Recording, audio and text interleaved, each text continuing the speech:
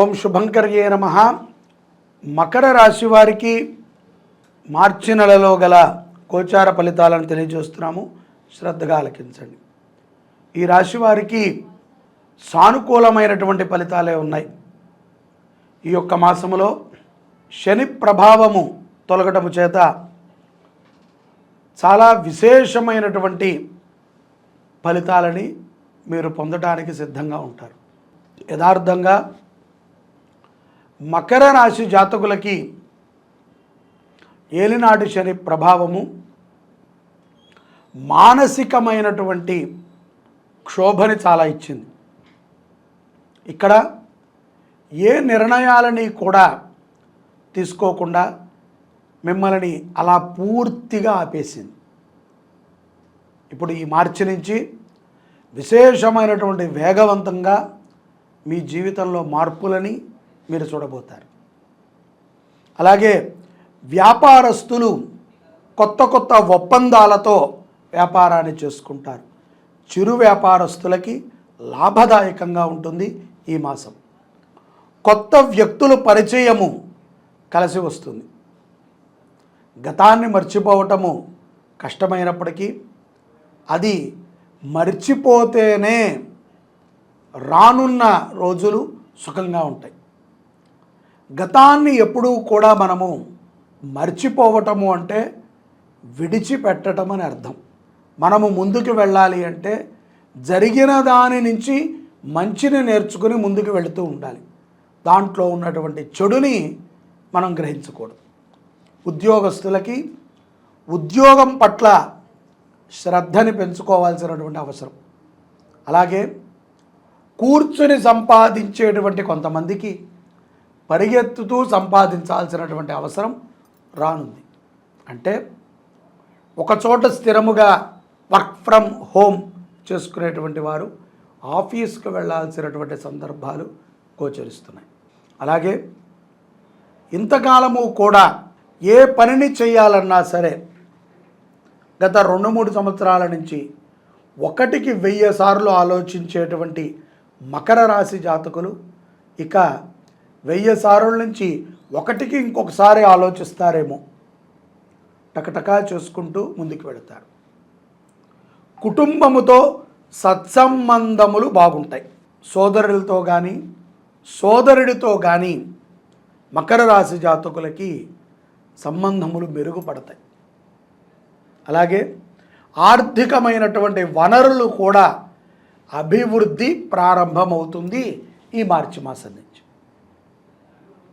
కొంతమందికి ఒత్తిడితో కూడుకుని వస్తే చూద్దాములే లేకపోతే జరిగితే చూద్దాములే అని ఏదో కొంత బద్ధకంగా ఉన్నటువంటి వారికి ఏమీ కాదు. గత జనవరి, ఫిబ్రవరి, నవంబర్, డిసెంబర్ ఎలా ఉందో మార్చి కూడా అలాగే ఉంటుంది. ప్రయత్నములు చేసేటువంటి వారికి, మార్పు కోరుకునేటువంటి వారికి ఒక సదవకాశం. ఒంటరితనం నుంచి బయటపడతారు. భార్యాభర్తల మధ్య సయోధ్య కుదిరేటువంటి అవకాశం ఉంటుంది. నూతనముగా వివాహమైనటువంటి వారికి చిన్న చిన్న స్పర్ధలు రావటం సహజమే. ఆ స్పర్ధలని సర్దుకుని సయోధ్యతో ముందుకు వెళతారు. తల్లిదండ్రుల మాట వినద్దు అని నేను అనగాని ప్రతిదానికి కూడా తల్లిదండ్రుల మీద ఆధారపడకూడదు పురుషులు. మనకిష్టమై మనం చేసుకున్నాం, మనకి నచ్చి మనము తల్లిదండ్రులతో వాగ్వాదానికి దిగి చేసుకున్నాం. అలాంటప్పుడు ఆ కష్టాన్ని మనం అనుభవిస్తున్నప్పుడు దాన్ని కష్టము అని అనుకుంటే వదిలేయాలి. ఇష్టము అని అంటే నలుగురు మనతో కలిసేవాళ్ళు కదా. కాబట్టి కష్టానికి ఇష్టానికి ఉన్నటువంటి ఆ యొక్క తేడాన్ని గమనించి కుటుంబంతో మమేకమైతూ జీవనాన్ని గడపటం తెలివైనటువంటి వాడి లక్షణం. ఉన్నదే మనకి కొంత జీవితం. ఈ జీవితంలో ఈ రాగద్వేషాలు, కోపాలు, పట్టింపులు వీటికే మనం సమయాన్ని పెడితే మనం ఎప్పటికీ అభివృద్ధి చెందారు. కొంతకాలం తర్వాత మన అనే వెనక్కి మనం తిరిగి చూస్తే ఎవరు ఉండరు. మనని ఇష్టపడేటువంటి వాళ్ళు, మన కష్టాన్ని చూసి బాధపడేటువంటి వాళ్ళు అరుదుగా ఉంటారు. హేళన చేసేటువంటి వాళ్ళు, మనని ఇష్టపడుతున్నట్టు నటించి మనని వాడుకునే వాళ్ళు సమాజంలో చాలామంది ఉంటారు. కాబట్టి వ్యక్తి ఎలాంటి వాడు అనేటువంటి దాన్ని మనం పరిగణలోకి తీసుకుని మన జీవితాలని ముందుకు తీసుకువెళ్ళాలి. ముఖ్యంగా ఈ యొక్క మార్చి నెలలో మకర రాశి జాతకులు ఎటువంటి సమస్య వచ్చినప్పటికీ ఒక్క క్షణము ఆలోచించి ఆవేశపూరితముగా కాకుండా ప్రశాంతంగా సమాధానం చెప్పండి. ముఖములో ఎప్పుడూ కూడా చిరునవ్వు ఉండాలి, దుఃఖం ఉండకూడదు. ఎందుకంటే మనం బాధపడాలి? ఏది ఉన్నా ఏది లేకపోయినా ఆనందానికి మించి మరొకటి ఉండదు. ఆనందంగా ఉండొచ్చు. తల్లి ఉంటారు, తండ్రి ఉంటారు, భర్త ఉంటారు, పిల్లలు ఉంటారు, అందరూ ఉంటారు. కానీ మనోధైర్యాన్ని కోల్పోకూడదు. ధైర్యంగా మనము చేసేటువంటి ప్రతి ప్రయత్నము కూడా మకర రాశి జాతకులకి విజయాన్ని ఇస్తుంది. ఈ మాసములో ఒక హెచ్చరిక, ఆవేశపూరితమైనటువంటి నిర్ణయాలని నిరాకరించండి.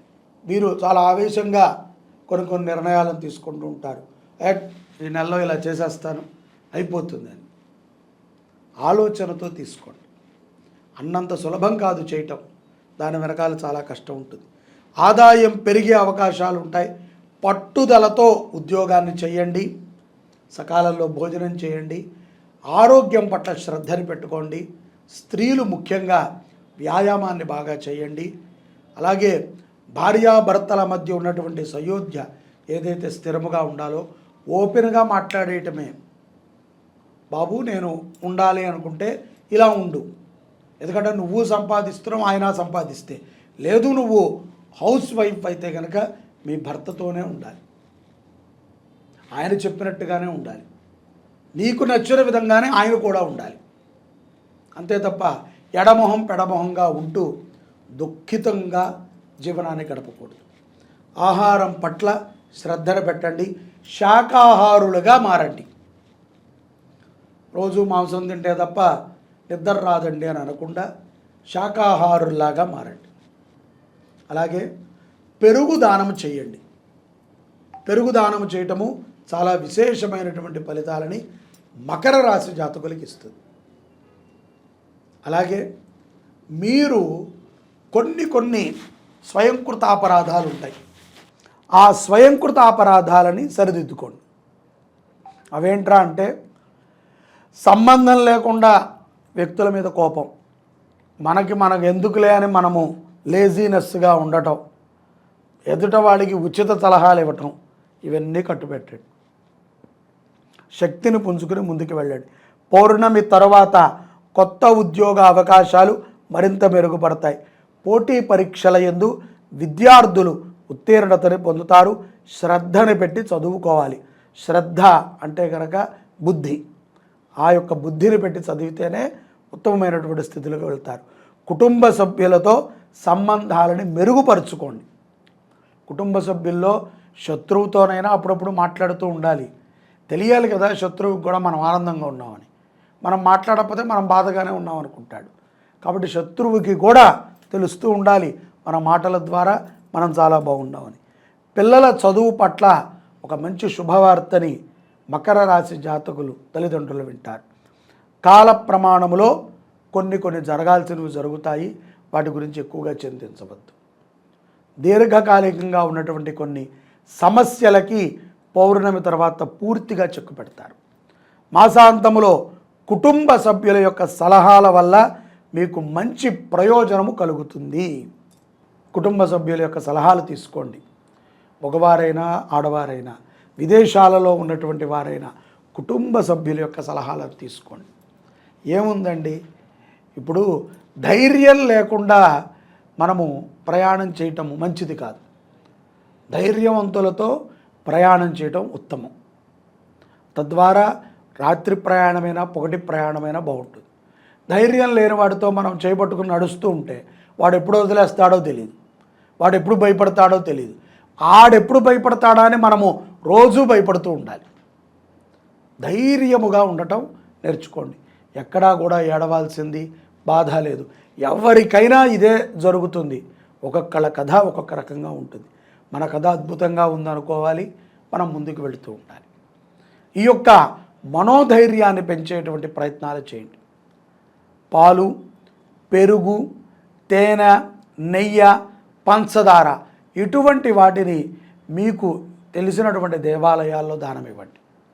స్వయం పాకం దానం ఇవ్వండి. భోజన పదార్థాలు దానం ఇవ్వండి. ముఖ్యంగా ఆవుకి కొంత కాయగూరలని పెట్టించండి మీ శక్తి ఉంటే. మీరు దత్తత తీసుకుని పోషిస్తే మరీ మంచిది. లేని పక్షాన కాయగూరలను తినిపించండి. ఏదో రోడ్డు మీద పేపర్లు తిని పొట్లాలు తిని బతుకుతున్నాయి ఆవులు ఊళ్ళకి వెళ్ళినప్పుడల్లా. మహానగరాల్లో గోశాలలో ఉంటాయి కానీ అవన్నీ వ్యాపారం. శుభంకరి సేవా సమితి వ్యాపారం చేయదు. అలాంటి అవసరము సేవా సమితికి లేనే లేదు. వృద్ధ గోవులు, ముసలి గోవులని మేము పోషిస్తూ ఉంటాం.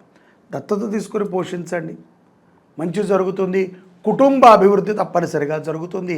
కుటుంబంలో ఉండేటువంటి కలహాలు పోతాయి. మంచి మనసుతో ఆహ్లాదంగా ఉంటారు. వైద్యుడి దగ్గరికి వెళ్ళి 10,000 కట్టే బదులు ఒక గోవుని దత్తత తీసుకొని పోషించండి.